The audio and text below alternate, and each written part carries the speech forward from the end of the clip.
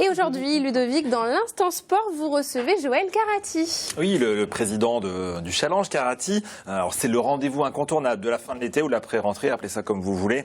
16e édition cette année avec quelques-unes des meilleures équipes françaises masculines de handball. Un mot sur le plateau de cette 16e édition, Joël Carati, avec des habitués du Challenge. Pour commencer, les Bretons de Cesson-Rennes. À Cesson-Rennes, ils sont là depuis le début. Voilà, tout simplement. Alors ça, c'est.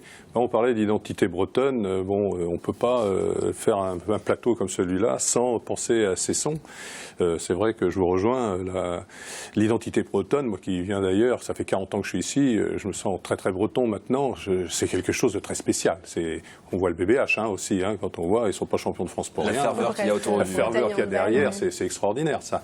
Donc, bien sûr. Cesson-Rennes, l'étonnant du titre, Dunkerque. Dunkerque, oui, ils étaient déjà venus chez nous. Et puis ce challenge, c'est une histoire d'hommes. C'est ce que je dis à chaque fois. D'hommes mais pas de femmes. Non, mais d'hommes. De rencontre. L'homme. Voilà. L'homme. Avec un grand H. Voilà. Précisons. Oui, bien sûr, parce que tout simplement, il y a une cause et ces gens-là viennent pour la cause. Et donc Dunkerque, avec leur entraîneur Patrick Casal et son adjoint Arnaud Calbry, viennent là. Ils disent, nous, on nous a proposé d'autres tournois, mais on ne se sent pas à l'aise. Ici, il y a quelque chose, quoi. On retrouvera également le deuxième du dernier championnat de France, Saint-Raphaël, la surprise de ce championnat de cette année.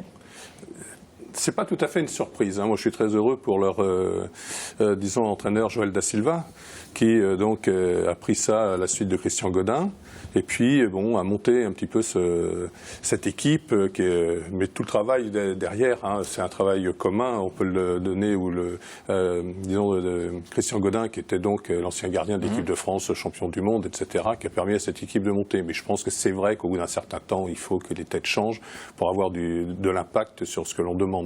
Et puis surtout la première participation de l'une, si ce n'est peut-être la meilleure équipe française de ces dernières années, Montpellier. Lorsqu'il n'y avait pas d'argent. Pas autant d'argent. Oui, bien sûr. C'est-à-dire que là, pareil, à la tête, Patrice Canaillé, qui est probablement le meilleur entraîneur français que l'on ait depuis des années. C'est le club le plus titré en France. C'est le club le plus titré. Et puis, avec une Coupe d'Europe, c'est le seul club français qui a gagné une Coupe d'Europe. Donc, des fois, même avec l'argent, vous voyez, on n'y arrive pas. Alors, le challenge durera 2 jours. Ça sera les 26 et 27 août. Et depuis la dernière édition, vous avez investi à la Brest Arena pour les finales. Oui, c'était un pari un petit peu fou, parce que nous, notre objectif n'est pas obligatoirement de faire de l'argent, mais c'est pour moi déjà en priorité, c'est sensibiliser le public à venir nombreux, parce qu'on sait que cet argent-là sert ensuite aux malades et aux familles à améliorer leur quotidien. Donc l'Arena, c'est un pari un peu fou. L'année dernière, on arrive à mener 2000 personnes quand même, 2300 personnes sur l'Arena. Vous venez de l'évoquer à l'instant, car au-delà de l'aspect sportif, le Challenge Carati, c'est aussi un véritable élan de solidarité. Les bénéfices et les dons sont reversés au service cancérologie du CHRU de Brest. On va d'ailleurs voir quelques images des équipements qui ont déjà pu être financés, notamment l'espace Christophe, des équipements qui servent à améliorer l'environnement des malades et de leurs familles également. Oui, alors, bien sûr, moi je suis touché directement puisque le Challenge porte le prénom de mon fils qui est décédé d'un cancer. Et savoir que faire, c'est pas histoire de rebondir, on guérit jamais d'un truc comme ça. C'est de savoir comment on peut aider les autres. Je pense que c'est quelque chose qui est important et en effet, par le biais du hand, puisque c'est ce que je connais le mieux, par mes fonctions d'entraîneur, prof, etc. Donc c'était d'essayer de venir en aide et puis cet espace Christophe, c'est quelque chose de vraiment spécial. C'est dans l'hôpital Morvan, c'est une structure qui accueille les familles pour qu'elles puissent rester près des malades.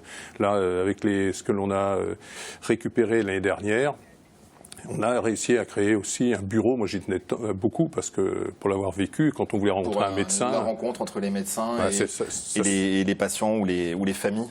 Oui, ça se faisait avant. C'est 80 000 € de récoltés en près de 15 ans.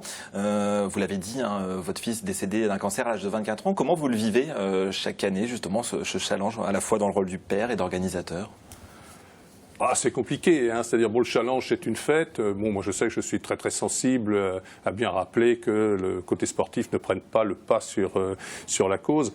Moi je le vis bien au niveau sportif puisque je rencontre beaucoup de monde, etc. J'arrive jamais à faire un discours correct parce que j'ai beaucoup d'émotions.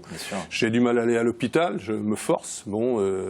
c'est dommage, mais j'y vais, quoi. Alors, on rappelle les dates, les vendredis 27, samedi 27 août, à Plougastel et à la Brest Arena. Toutes les informations sont sur le site www.challenge-christophe-carati.com. Merci beaucoup, Joël Carati, d'être C'est moi qui vous venu remercie. sur notre plateau.